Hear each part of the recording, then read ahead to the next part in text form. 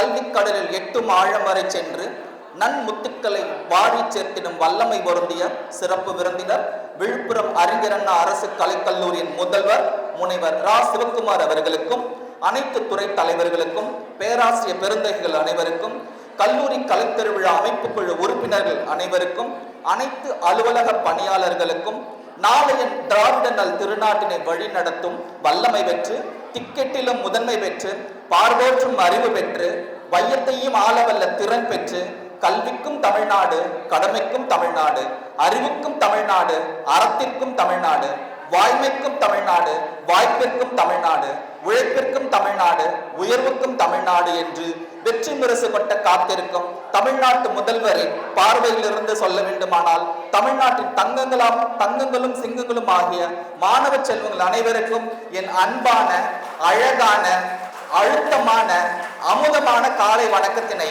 அணிவித்து மகிழ்கிறேன்.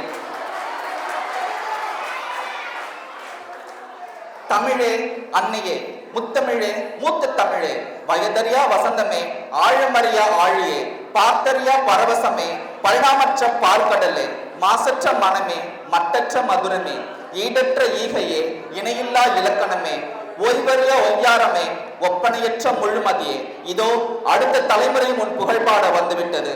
தீந்தமிழே, பைந்தமிழே, அருந்தமிழே, ஆழித்தமிழே, இன்பத்தமிழே, எழுத்தமிழே, கண்ணல் தமிழே, சுவைத்தமிழே, தெல்லுத்தமிழே, தேன் தமிழே, செந்தமிழே, செங்கனலே, நறுமுகையே, உன்னையும்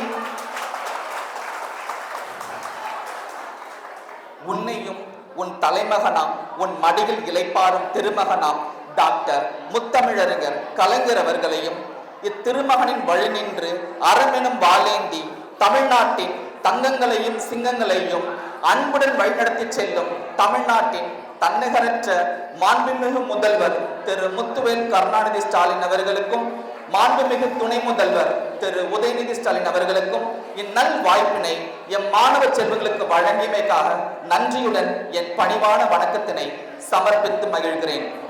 தமிழரின் வாழ்வியலோடு பின்னி பிணைந்திருப்பது கலைகள்.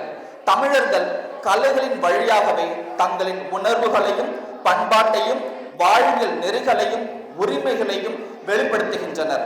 கற்புல கலைகள், நிகழ்கலைகள், இலக்கிய கலைகள், கைவினை கலைகள், நாட்டுக்கலைகள், பயன்பாட்டு கலைகள், நுட்பக் கலைகள் என 64 கலை வகைகளுடன் அகிலத்தில் கலைகளிலெல்லாம் முதன்மை பெறுவது தமிழகமே. இத்தனை கலைகளையும் மாணவர்கள் அறிந்து, தெரிந்து, தெளிந்து கல்விப்புற வேண்டும் என்ற உயரிய நோக்கத்தோடு தான் கல்லூரி கலைத்திருவிழா 2025 தமிழ்நாட்டு முதல்வர் ஏற்பாடு செய்திருக்கிறார். கல்வி அறிவையும் திறன்களையும் வளர்க்கின்றது என்றால், கலைகள் கற்பனை திறன், படைப்பாற்றல், விமர்சன சிந்தனையை, கேள்வி கேட்கும் நம்பிக்கையை ஆகியவற்றை வளர்த்தெடுப்பது கலைகள் தான். எனவேதான் கல்லூரி கலைத்திருவிழாவின் நோக்கம் கலையால் கல்வி செல்வம் என்ற ஒற்றை அடைமொழியில் அடையாளப்படுத்தப்பட்டிருக்கிறது. கலைகளிலும் கல்வியிலும் சிறந்து விளங்கும் ஒருவர் தலைமைக்கும் தகுதி பெற்றவராகிறார். எனவேதான் தமிழ்நாட்டின் தங்கங்களையும் சிங்கங்களையும் நாளைய தலைவர்களாக வார்த்தெடுக்கும் நோக்கில் கட்டமைக்கப்பட்டிருப்பதுதான் இந்த கல்லூரி கலை திருவிழா. இந்த கலைகள் மூலமாக நமக்கு அறிவு மட்டுமல்ல, அதிகாரமும் கிடைக்கவிருக்கிறது. நாம் ஒருவர் தலைவராக வேண்டும் என்றால் அறிவும் கலைகளும் சேர்ந்து இருக்கும் ஒருவரால் நிச்சயமாக நாளை தலைவர்களாக ஆக முடியும். அப்படி பேச்சாற்றலால் இந்த நாட்டின் மிகப்பெரிய பொறுப்புகளுக்கு வந்த எண்ணற்ற தலைவர்கள் உள்ளனர். அவர்களை நீங்கள் அறிவீர்கள். அந்த தலைவர்களின் 2 தலைவர்களுடைய உரையாடல் நான் உங்கள் முன் சொல்கிறேன். அந்த தலைவர்கள் யார் என்பதை யார் சரியாக சொல்கிறார்களோ அவர்களுக்கு முதலியாகவே சிறப்பு பரிசுகளை வழங்குவார். 2 தலைவர்கள் இவ்வாறு பேசிக் கொண்டிருக்கிறார்கள்.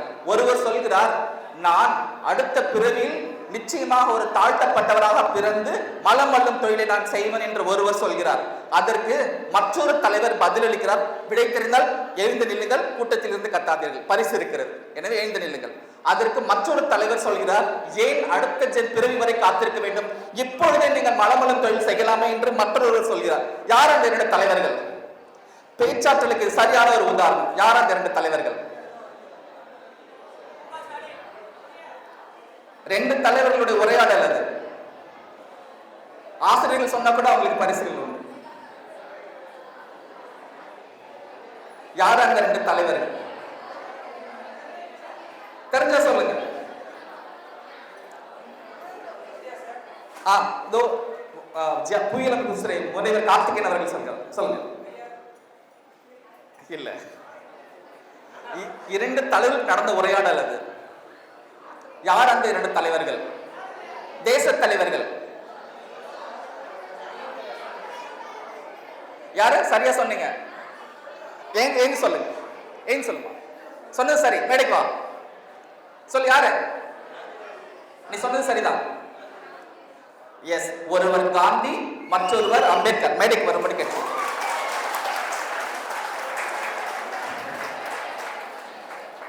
காந்தி தான் சொன்னாரு, நான் அடுத்த பிறவில நான் மலமுழு தொழிலாளியாக பிறப்பேன்னு. அதுக்கு அம்பேத்கர் தான் திருப்பி கேட்டாரு, ஏன் அடுத்த பிறவி வரைக்கும் வெயிட் பண்ணணும், இப்பவே அந்த வேலையை செய்யலாமே அப்படின்னு. அது சரியாக சொன்ன மாணவிக்கு ஒரு முதல் முறையாக ஒரு பரிசனை வழங்கும்படி அன்று கேட்டேன்.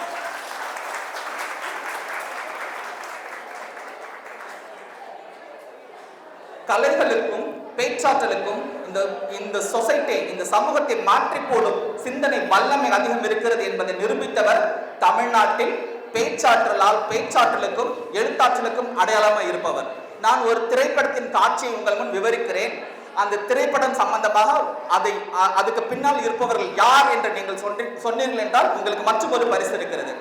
அந்த திரைப்பட காட்சி என்னவென்றால், ஒரு ஆலயத்தில் இருக்கக்கூடிய ஒரு பூசாரி பக்தர்களுக்கு விபூதி கொடுத்து கொண்டிருக்கிறார். அப்பொழுது பின்னால் இருந்து ஒரு குரல், டேய் பூசாரி என்ற ஒரு குரல். அதற்கு பூசாரி திரும்பி கேட்கிறார், யாரு? அம்பாலா பேசியது? மற்றும் ஒரு குரல், டேய் அம்பா என்னைக்குடா பேசியிருக்கிறார் என்று ஒரு குரல். இது என்ன காட்சி?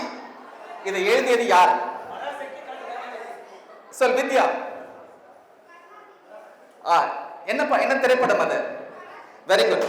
கமெண்ட்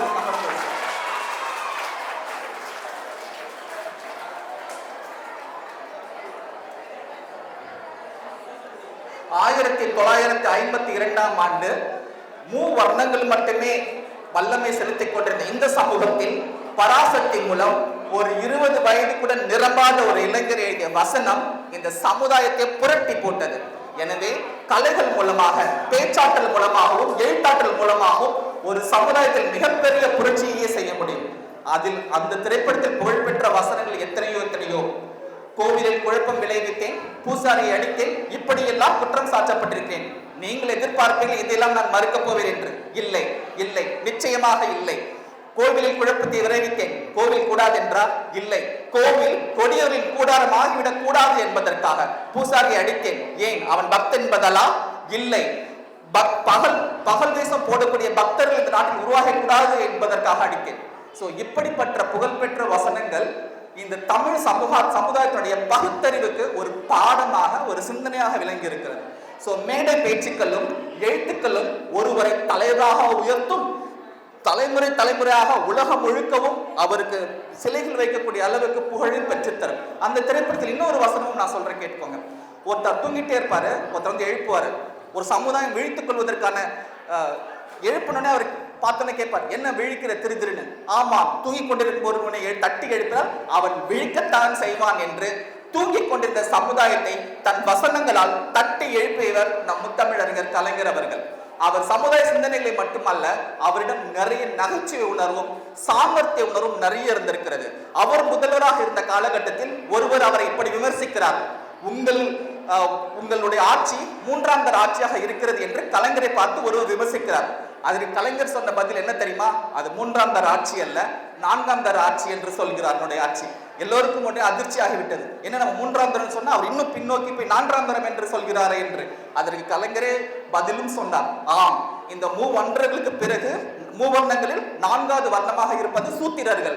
அந்த சூத்திரர்களுக்கான ஆட்சியை இது என்று அந்த கேள்வி கேட்டவருக்கு பதில் சொல்லி அந்த சூத்திரர்களுடைய முன்னேற்றத்தினை உறுதி செய்தவர் கலைஞர் அவர்கள். அவரிடம் இந்த சாமர்த்தியம் மட்டுமில்லை, அவரிடம் நகைச்சுவை உணர்வும் அதிகமாக இருந்தது.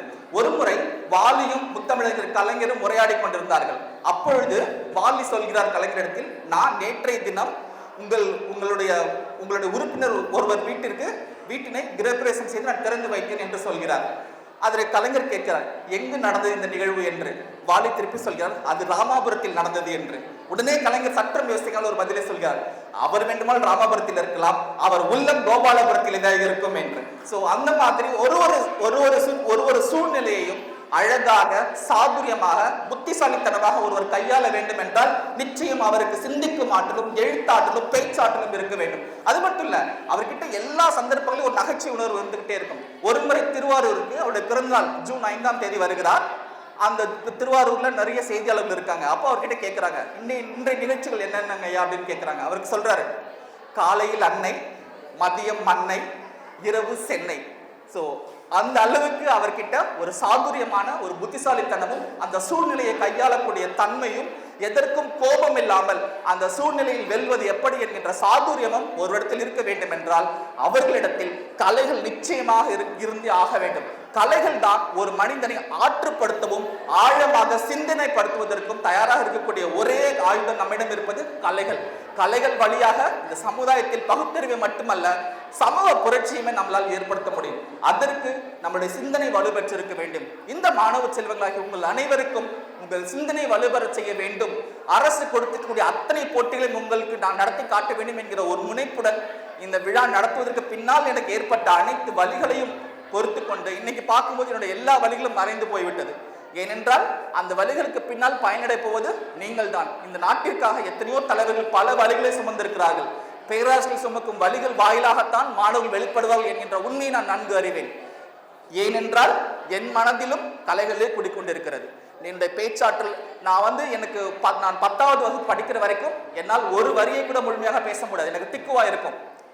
அந்த திக்குவாயிலிருந்து நான் வெளியில வருவதற்காக தான் மேடையில் ஏறி பேச வேண்டும் என்கின்ற பயிற்சி நான் எடுக்க ஆரம்பித்தேன். ஒரு கட்டத்தில் எங்க வீட்டிலே சொல்லுவாங்க, நீ ரொம்ப பேசுற, நீ பேசாம திக்குவாயாவே இருந்திருக்கலாம் அப்படின்னு. ஸோ அந்த மாதிரி நம்மளுடைய இருக்கிற குறைகளை கூட நம்ம நிறைகளா மாற்றுவதற்கு நமக்கு மிகப்பெரிய ஒரு வாய்ப்பாக அமையிருப்பது நமக்கு சிந்தனைகளும் எந்த பேச்சாற்றலும் தான். இந்த பேச்சாற்றல், நடனம், இது எல்லாவற்றையும் இந்த பேச்சாற்றலே எனக்கு எது வராம இருந்ததோ, எனக்கு பேச்சு தான் வராம இருந்தது, திக்குவா இருந்தது. ஆனா அந்த பேச்சு வச்சுதான் இன்னைக்கு நான் சம்பாதிக்கிறேன். இன்னைக்கு மட்டும் இல்ல, நான் கல்லூரி முடிச்சுட்டு சென்னைக்கு வேலை தேடி வரும்போது ஒரு தனியார் தொலைக்காட்சியில நான் செய்தி வாசிப்பாளராக இருந்தேன். அதற்கும் எனக்கு இந்த தமிழ் தான், இந்த தமிழும், இந்த தமிழ் மீது நான் கொண்டிருந்த ஆர்வமும், தமிழை நான் நேசித்ததுக்கும் அதுதான் காரணம். இந்த தமிழ் நேசிப்பதற்கு எனக்கு காரணமாக இருந்தவர் முத்தமிழறிஞர் கலைஞர் அவர்கள் தான். நான் 10வது வகுப்பு படிக்கும் பொழுது எங்களுடைய தமிழ் பாடத்தில் 10வது பாடம் விடுதலை பொருள் தமிழகத்தின் பங்கு அப்படிங்கிற பாடம், அந்த பாடத்தை எழுதியவர் முத்தமிழறிஞர் கலைஞர் அவர்கள். எனக்கு இன்னைக்கு கேட்டீங்கன்னா கூட அந்த பாடத்தை ஆரம்பம் முதல் இறுதி வரை அவ்வளோ ஒப்பிக்க முடியும். அந்த அளவுக்கு அந்த காலகட்டத்தில் ஒரு 45 வயது 40 50 வயதில் இருக்கக்கூடிய எல்லா இளைஞர்களும் கலைஞருடைய புத்தகத்தை, எழுத்துக்களை பாடமாக பயின்று தமிழார்வம் பெற்று வந்தவர்கள் தான். ஸோ அந்த மாதிரி நம்ம கிட்ட ஒரு ஈடுபாடு, நம்ம கிட்ட கலை இருந்துச்சு அப்படின்னு சொன்னா அந்த கலையானது நம்மளுடைய எல்லா சவால்களையும் நமக்கு எதிர்கொள்ள செய்யும். நம்ம கிட்ட அதிகப்படியான ஒரு தன்னம்பிக்கையை வளர்த்தெடுக்கும். இந்த நடனம் ஆடுறது, நாளைக்கு நீங்க நடன கலைக்கெல்லாம் போவீங்கிறதுக்காக இல்லை, உங்ககிட்ட இருக்கிற எல்லா தயக்கத்தையும் உடைக்கணும். யாரை பார்த்தும் கேள்வி கேட்கக்கூடாது, நம்மளுடைய உரிமையை கேட்கக்கூடாது என்கின்ற அந்த சிந்தனையை தகர்த்தெறியணும். நம்மளுடைய உரிமை நாம் கேள்வி கேட்டால் மட்டும்தான் பெற முடியும். இப்போ மாணவர்களுக்கு உரிமை இல்லைன்னு நினைக்கிறீங்களா? இப்போ நான் ஒரு செய்தியை சொன்னேன்னா அவர் பிரின்சிபல் திட்டினாலும் திட்டுவார், எனக்கு அதை பற்றி எனக்கு கவலை இல்லை. ஏன்னா அவர் திட்டுறது நான் ஒருபோதும் அது திட்டினா அது ஒரு 2 அதிகாரிகளுக்கு கூடிய உரையாடலாம் எடுத்துட்டு போயிட்டே இருப்பேன். உங்களுக்கு நிறைய உரிமை இருக்கு. என்ன உரிமை இருக்கு? ஒரு மாணவன் தேர்வு எழுதுறதுக்கு முன்னாடி அவனுக்கான மதிப்பெண் எவ்வளவு ஒரு பாடத்திலையும் இருக்குன்றது தெரிஞ்சுக்கிறது அந்த உரிமை. அதை எல்லா துறையிலையும் நோட்டீஸ் போர்டில் போகணும், இல்லை வாட்ஸ்அப்ல அனுப்பணும். இத்தனை நாள் வரைக்கும் நடக்கலைன்னா கூட பரவாயில்ல, இந்த பருவத்தில் உங்க பிரின்சிபல்கிட்ட போய் கேளுங்க, இந்த பருவம் நாங்கள் எழுதுறதுக்கு முன்னாடி எங்களோட இன்டர்னல் மார்க்ஸ் என்னன்னு சொல்லுங்க அப்படிங்கிறத சொல்லுங்க. நீங்க எழுதுற CA1 CA2 மாடல் எக்ஸாம் எல்லாத்தையும் முறையா பதிவு செஞ்சு உங்களுடைய வருகைக்கான மார்க் போட்டு எல்லாத்தையும் ப்ராப்பரா ரெக்கார்ட் பண்ணிருக்கிறது எங்களுக்கு வேணும் அப்படின்னு கேளுங்க. இந்த மாதிரி நீங்க கேட்க ஆரம்பிச்சீங்கன்னா தான் ஒரு சிஸ்டம், ஒரு அமைப்பு நல்லபடியா அதனுடைய செயல்பாடுகளை துவங்க ஆரம்பிக்கும். இதெல்லாம் நீங்க என்ன காத்திய மாணவர்கள் கேட்டாங்கன்னா எனக்கு அதுக்கு எனக்கு கவலையே இல்லை. ஏன்னா இதெல்லாம் ஏற்கனவே நான் என்னதான் பண்ணிட்டு இருக்கேன், எங்க துறையில் அங்கே செஞ்சுட்டு தான் இருக்கும். ஸோ அப்போ உங்களுக்கு என்ன தேவையோ அதை நீங்க கேள்விகளாக எழுப்பினார்கள் மட்டும்தான் உங்களுக்கு கிடைக்கும். அந்த கேள்விகளை எழுப்பக்கூடிய தைரியத்தையும் தன்னம்பிக்கையும் ஆற்றலையும் கொடுக்க வல்லதுதான் உங்களுடைய பேச்சாற்றலும் எழுத்தாற்றலும். எனவே கலைகள் வாயிலாக உங்கள் திறமைகளையும் உங்களது தலைவராக கூடிய அந்த பண்புகளையும் நீங்கள் பெற்றிட வேண்டும் என்கிற வேண்டுகோளையும் இந்த கல்லூரி கலைத்திருவிழாவை நல்லபடியாக நடத்துவதற்கு அனைத்து விதத்திலும் உறுதுணையாக இருந்து ஒத்துழைப்பு நல்கிய ஒரு பக்கபலமாக நின்றிருந்த நம்முடைய முதல்வர் முனைவர் ஆர் நாராயணன் அவர்களுக்கு உங்களது கரவுரைகளை எழுப்பி எனது நன்றிகளை நான் பதிவு செய்து கொள்கிறேன். இந்த விழா நல்லபடியாக நடந்துவதற்கு ஒத்துழைப்பு நல்கிய அனைத்து துறை தலைவர்களுக்கும், குறிப்பாக கணினித்துறை தலைவர் அம்மா கார்குலி அவர்களுக்கு, ஏன்னா முதல் நடந்த 2 போட்டிகளுக்கும் அவருடைய துறை 2 நாள் வகுப்புகளை எல்லாம் பதிலீடு செய்து எனக்கு அந்த இடங்களை வழங்கினார். அவர்களுக்கும் எனது நெஞ்சார்ந்த நன்றிகளை நான் பதிவு செய்து கொள்கிறேன். அனைத்து விதத்திலும் இந்த நமக்கு ஒரு பக்கபலமாக இருந்து உதவி செய்து கொண்டிருப்போம் நம் கல்லூரிய நிதியாளர் திருமிகு கிஷோர் அவர்களுக்கும் எனது நெஞ்சார்ந்த நன்றிகளை நான் பதிவு செய்து கொள்கிறேன். அவர்களோடு இவர்களை தனியாக நான் சொல்ல தேவையில்லை. ஏன்னா கண்ணன் அப்படின்னு சொன்னாலே இந்த விழாக்குழு உறுப்பினர்கள் அத்தனையும் கண்ணனுக்குள் அடக்கம். அப்படி இந்த விழா குழுவில் உறுப்பினராக இருந்த அனைத்து பேராசிரியர் பெருமக்களுக்கும் நான் தலைவணங்கி என்னுடைய நெஞ்சார்ந்த நன்றிகளை சமர்ப்பித்துக் கொள்கிறேன். இந்த விழாவின் பொழுது இந்த விழாவை ஆர்கனைஸ் செய்த அனைத்து மாணவ மாணவிகளுக்கும் எனது நன்றிகளையும் வாழ்த்துக்களையும் தெரிவித்து உங்களிடம் விடைபெறுகிறேன். நன்றி, வணக்கம். கலையால் கல்வி செய்வோம் என்பதை நீங்கள் உறுதி செய்வீர்கள் என்ற நம்பிக்கையுடன் உங்களிடம் விடைபெறுகிறேன். நன்றி, வணக்கம்.